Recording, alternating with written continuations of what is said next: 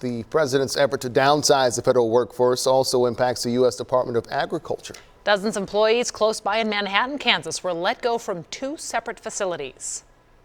People take a job in the federal government for lower pay, but for the benefits of protection that it offers. So to me, it's not right. It shouldn't happen this way. It's just raids. Cole Peterson here is among those who've lost their jobs without warning. KSHB 41 News anchor Jian Kim is amplifying his voice and his story along with those working to advocate for the federal facilities and its people.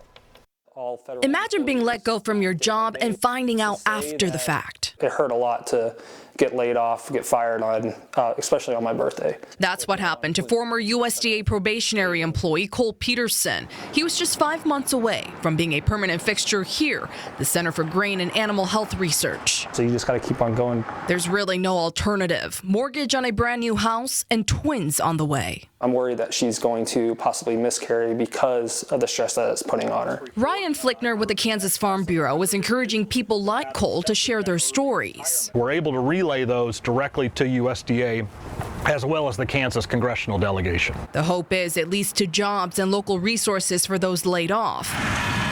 On a bigger scale, Ryan is also thinking about the impact of downsizing on local producers, people who directly rely on services provided by these USDA facilities. Those subject matter experts that have been trained in their field and are doing good work over at NBAF, hopefully those termination letters are rescinded. A spokesperson with USDA told KSHB 41 that probationary employees who were laid off were, quote, primarily administrative and were not deemed essential. It hurt because the PSAs do so much. Cole, one of those non-essential workers, now plans on selling his wife's car to make ends meet. It's been over 20 jobs that I applied to. I have not been able to receive my separation packet, and that means that I can't file for unemployment. Their worst nightmare?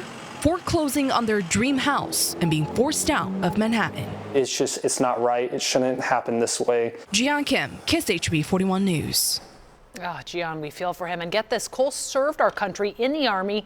He was hired for his USDA job through the Veterans Recruitment Appointment, also known as the VRA.